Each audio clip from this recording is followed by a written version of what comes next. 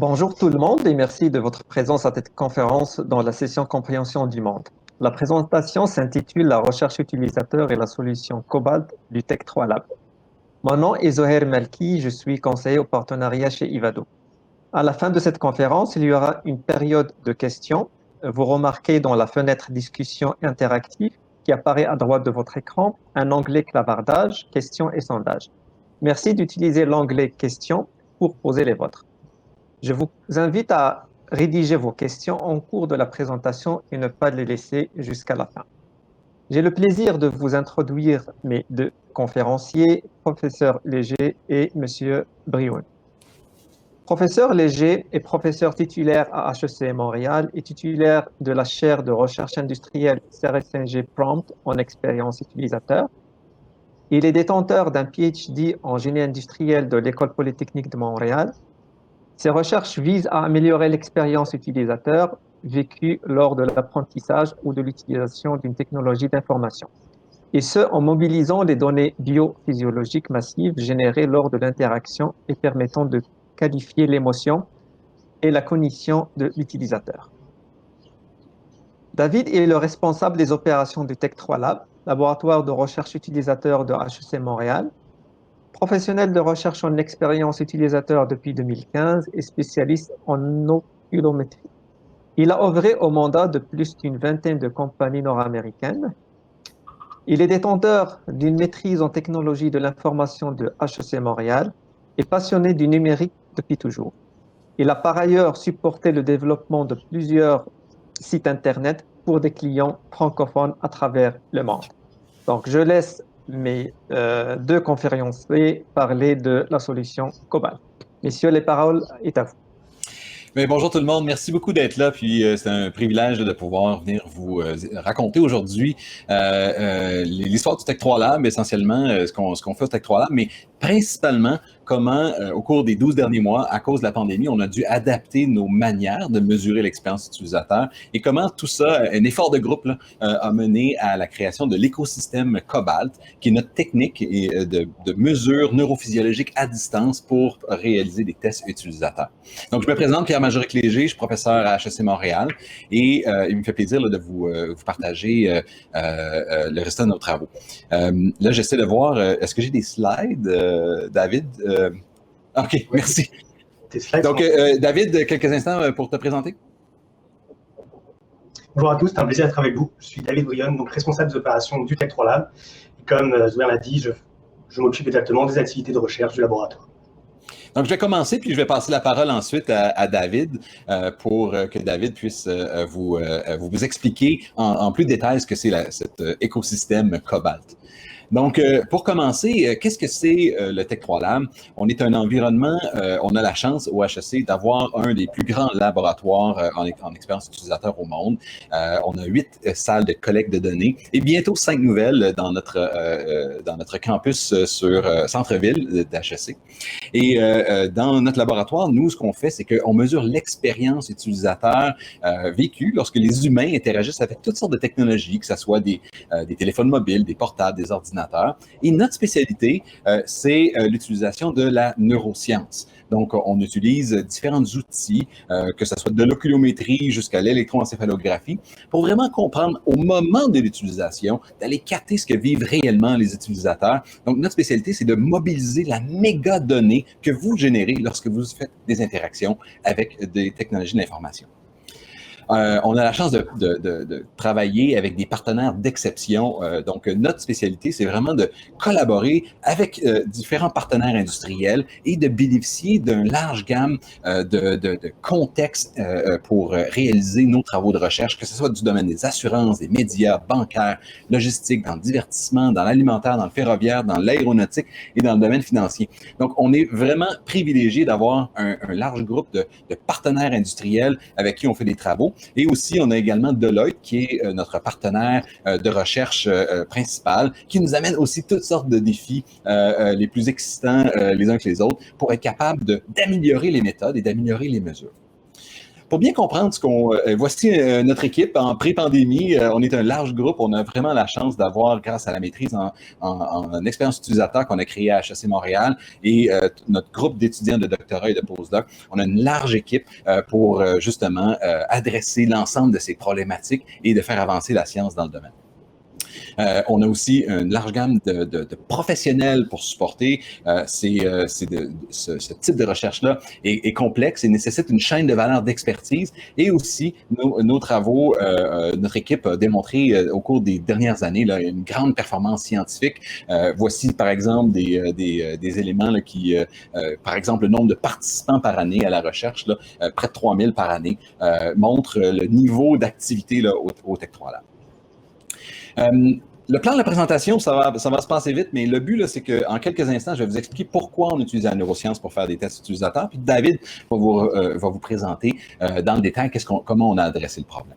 Donc, qu'est-ce qu'on fait, nous, dans la vie? C'est qu'on aide les organisations à mieux comprendre l'expérience vécue par leur utilisateur. Donc, traditionnellement, un test utilisateur, c'est quoi? C'est que j'amènerais un utilisateur à réaliser une tâche avec une technologie et lors de cette tâche-là, à la fin de la tâche, je demanderai à la personne dans quelle mesure vous avez apprécié l'expérience. Par exemple, je pourrais demander à la personne est-ce que c'était facile à utiliser et la personne pourrait répondre 3 sur 5. Mais le problème ici, c'est que l'appréciation subjective de la personne ne nous permet pas vraiment de comprendre à quel moment l'expérience était problématique. Et notre objectif ici, c'est d'utiliser, et notre spécialité, c'est d'utiliser la neuroscience pour être capable de voir finalement à l'intérieur de la boîte noire, de vraiment comprendre ce que vit l'utilisateur émotionnellement et cognitivement. Donc, on utilise les neurosciences pour le faire et un des éléments distinctifs, c'est notre partenariat avec Ivado. Donc, le Tech 3 Lab est un membre académique d'Ivado. Et ici, ce qu'on va faire, c'est qu'on va aller mobiliser la mégadonnée que les humains génèrent au moment de l'interaction avec la technologie, soit à peu près 1 gigaoctet à l'heure d'information. Donc, on va aller mobiliser toutes sortes de techniques pour aller mesurer l'émotion, l'attention, la cognition dans l'interaction, et ce, à l'aide de notre infrastructure unique là, au Tech 3 Lab, où on a un grand nombre de salles expérimentales où on peut mesurer, on fait venir des utilisateurs, on a des tests utilisateurs et on a donc des salles à Louis-Collin, à l'édifice Côte-Sainte-Catherine et bientôt 5 nouvelles salles au centre-ville de Montréal. Donc, on a une infrastructure unique et jusqu'à récemment, on collectait en lab comme tout le monde, pré-pandémie. Voici un exemple de mobilisation d'intelligence artificielle dans nos travaux. De la détection des émotions faciales est un outil qu'on mobilise fréquemment qui nous permet de détecter avec une haute temporalité ce que vivent les gens émotionnellement à des moments précis dans l'interaction. Bon, tout ceci s'est arrêté subitement à cause de la pandémie et a fallu mettre en place des techniques et c'est ce que David va vous expliquer. Qu'est-ce qu'on a fait au Tech 3 Lab pour adresser le besoin de continuer de collecter durant la COVID? David, à toi. Merci Pierre-Majoric. Donc effectivement, comme tout le monde, en mars 2020, on s'est fait frapper de plein fouet par la pandémie et par la Covid-19. Notre idée était de continuer nos activités. Et bien que nous ne puissions rien faire aujourd'hui en laboratoire, il était primordial pour nous de continuer à distance tout ce que nous faisions. Après quelques temps, bien entendu, HEC a pu réouvrir. Vous avez pu voir que beaucoup de mesures ont été mises en place pour revenir gentiment au laboratoire. Et on a eu l'opportunité, de notre côté, d'avoir accès au laboratoire et de pouvoir faire quelques tests. Mais nous avons dû, dès les premières semaines, dès les premiers jours, en fait, pivoter en ligne. Et l'idée aujourd'hui, c'est de savoir comment évaluer l'UX avec les neurosciences durant la Covid, en fait, directement. Et donc, comment continuer cette activité d'évaluation de tests utilisateurs, de recherche utilisateur à distance? Et comment ça fonctionnait et qu'est-ce qu'on a mis en place pour mettre tout ça sur le tapis? En fait, afin de mettre tout ça en place, il a fallu suivre 4 étapes importantes pour nous. C'est-à-dire le recrutement, qui est un aspect très critique, en fait, de la recherche utilisateur, recruter des bonnes personnes, recruter des personnes sur le terrain ou à distance, c'est quelque chose d'important. Mais là, en plus, on a rajouté des défis techniques. Alors qu'en laboratoire, nous maîtrisons l'ensemble de notre environnement. On maîtrise le laboratoire, on maîtrise les outils qui sont ici. Là, on devait en fait prévalider que nos contacts, nos participants avaient bien tous les critères importants. Donc, on avait des contacts de prévalidation. Par la suite, il fallait bien entendu mettre en place ces collectes à distance, donc découvrir de nouveaux outils, s'assurer que ça fonctionne bien et finalement analyser ces outils, analyser ces résultats à distance aussi, avec de nouveaux systèmes, de nouvelles applications mis en place. La première chose que nous voulons garder au laboratoire est bien entendu garder cet aspect humain. cet aspect relationnel entre nos participants et nos assistants de recherche, nos modérateurs lors d'un test. Tu voyais aujourd'hui à l'écran, et que le premier pivot que nous avons fait dans les premières semaines, en fait, de notre collecte à distance. C'est-à-dire, on a toujours l'écran du participant, qui est notre corps métier du laboratoire. Au milieu, vous avez le modérateur qui va pouvoir instruire le participant, et à droite, nous avons vraiment le participant qui va faire sa tâche. Et ce qui nous permettait pour nous, en fait, de garder cette première activité, c'est-à-dire l'analyse des émotions faciales au cours d'une expérience. Et en fait, rapidement, très rapidement, on se félicite nous-mêmes directement, c'est qu'on a pu développer un nouvel algorithme afin d'analyser ces émotions faciales à travers le temps, conjointement par rapport à l'activité et à l'expérience vécue et perçue en fait par notre utilisateur. Si vous voyez en bas, en fait, c'est l'évolution de la valence, qui est l'évolution en fait de l'émotion positive et négative à travers le temps, concordant avec l'activité. Donc les points plus bas sont les émotions négatives, ce qui fait qu'avec le temps, on pouvait toujours exporter et mettre en évidence en fait les points de frustration, les points de friction que nos participants avaient à distance malgré que nous ne sommes pas en laboratoire. C'était notre premier défi et la chose que nous avons mis en place très rapidement. La deuxième chose que nous avons mis en place est le développement en fait de la Blue Box que vous voyez à droite de l'image, conjointement avec cette technologie que nous avons découvert à distance. Bien que la Blue Box n'a pas été développée en un mois, bien sûr, ce sont des mois et des années de recherche qui ont été mis en avant. La pandémie nous a forcé en fait à réagir très rapidement et à s'assurer que tout fonctionne bien et de mettre en adéquation avec nos nouveaux algorithmes en fait à distance de captation des données. Ce qui fait que nous avons mis en place, d'où le titre de cette conférence ici, la technologie Cobalt. Cobalt qui est un acronyme pour captation et observation basée sur un algorithme de triangulation, va nous permettre en fait de capter grâce à un ensemble d'outils, un écosystème que nous avons mis en place au laboratoire, toutes sortes de données physiologiques et neurosciences en fait à distance. Nous avons un boîtier de captation, la Blue Box que vous avez pu voir dès le début, mais nous avons aussi des caméras qui sont à distance, des beacons pour la proximité, un GPS introduit à ce boîtier et tout un écosystème en fait de software, un centre d'observation en direct des données physiologiques à distance et un gestionnaire d'expérience qui va nous permettre nous de consolider et mettre en place tout ce design expérimental là d'un coup. Donc la technologie Cobalt et ces Blue Box sont une technologie complètement développée au laboratoire à 100%. Vous voyez, elles sont imprimées au laboratoire, les circuits imprimés sont faits ici, les soudures sont faites chez nous, notre directeur de la R&D, François Courtemanche, a développé tout ça avec son équipe pour mettre en place cette technologie fabuleuse pour nous. Et aujourd'hui, c'est plus d'une vingtaine de Blue Box qui sont dans la nature, principalement à Montréal, mais on a même eu l'occasion d'en envoyer au-delà dans tout le Québec, tout l'été, et durant l'hiver, cet hiver-là maintenant, pour pouvoir faire des tests à distance et voir comment ça fonctionne. Et nous sommes très contents, bien entendu, des premiers résultats que nous avons obtenus.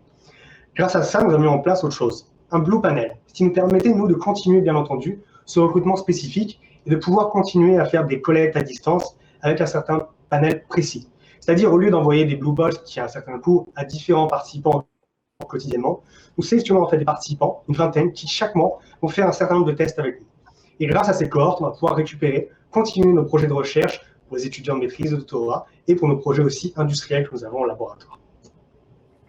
Comment ça se passe en fait cette Blue Box? C'est la mise en place et l'organisation de ces collectes de données en fait à distance sont bien entendu supervisées.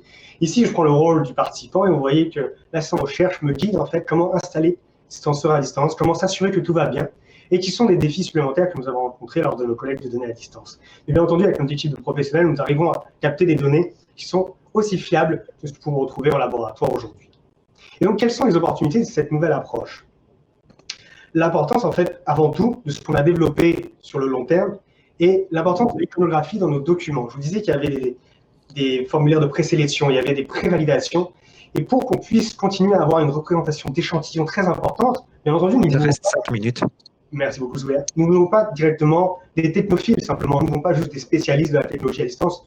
Nous voulons capter et capturer l'ensemble des personnalités du Québec, tout le visage du Québec en son entièreté. Donc, le fait d'avoir mis en place cette iconographie qui représente ici, nous a permis en fait d'accaparer bon nombre de populations que nous avons pu toucher et de faciliter en fait la participation au Tech 3 Lab et au projet de recherche du Blue Panel. Pierre Majoric.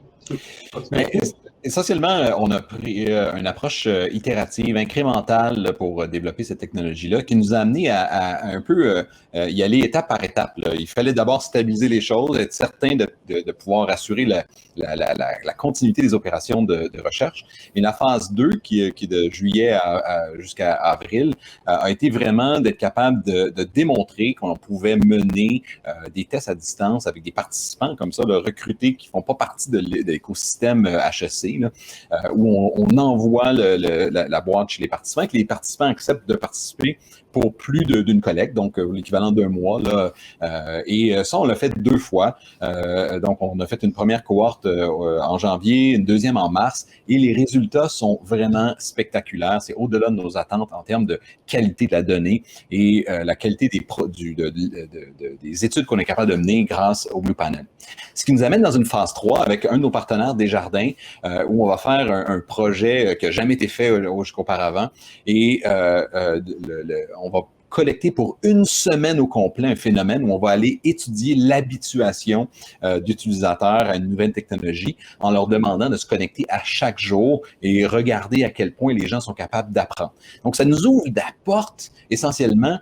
Ce défi-là, qui était d'assurer la survie du laboratoire, assurer des activités du secteur lab durant la pandémie, a ouvert la porte à une approche qui nous permet de répondre à des questions qu'on ne pouvait pas adresser auparavant, et d'être capable d'aller à la rencontre de l'utilisateur dans tous les milieux, comme l'a mentionné David. L'idée, c'est qu'il fallait s'assurer d'abord de créer une technologie, mais aussi une méthodologie qui n'allait pas créer de biais systématiques, de juste aller identifier les technophiles capables de participer à nos expériences, d'être capable d'aller un peu partout au Québec, au Canada, mais éventuellement à l'étranger.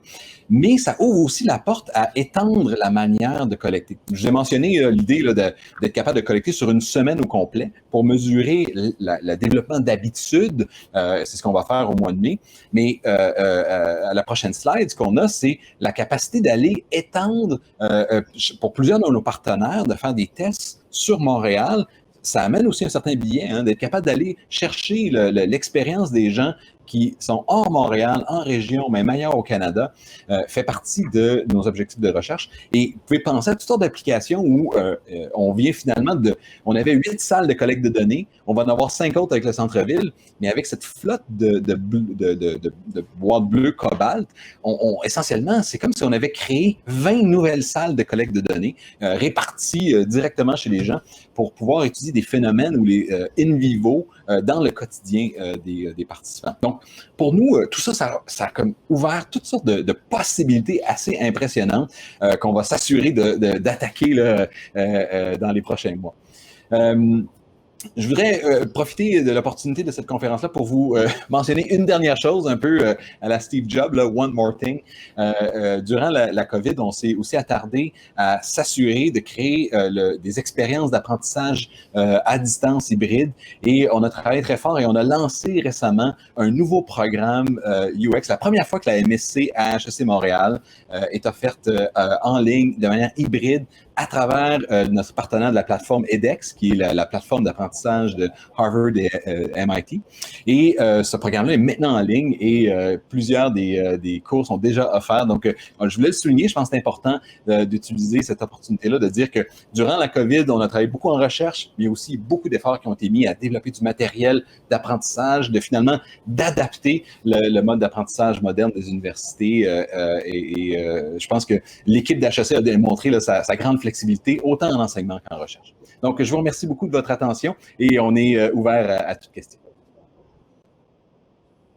Merci à tous. Merci Pierre Majoric, merci David de votre présentation, c'était très très intéressant.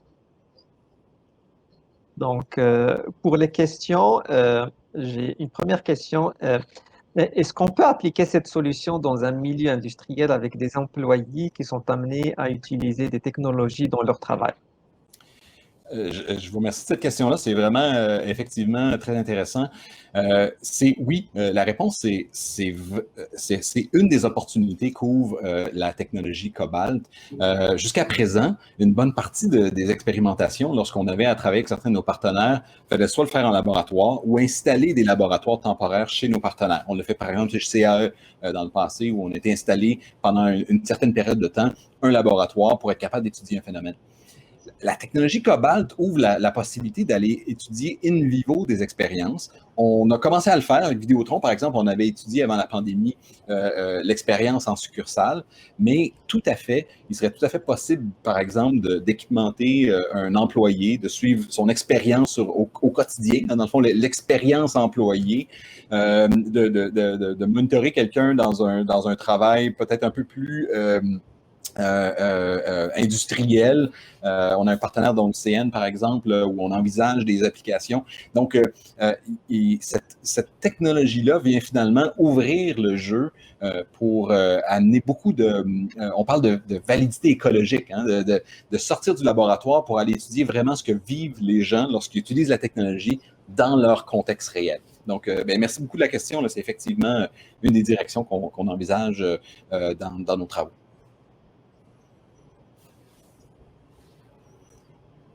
OK.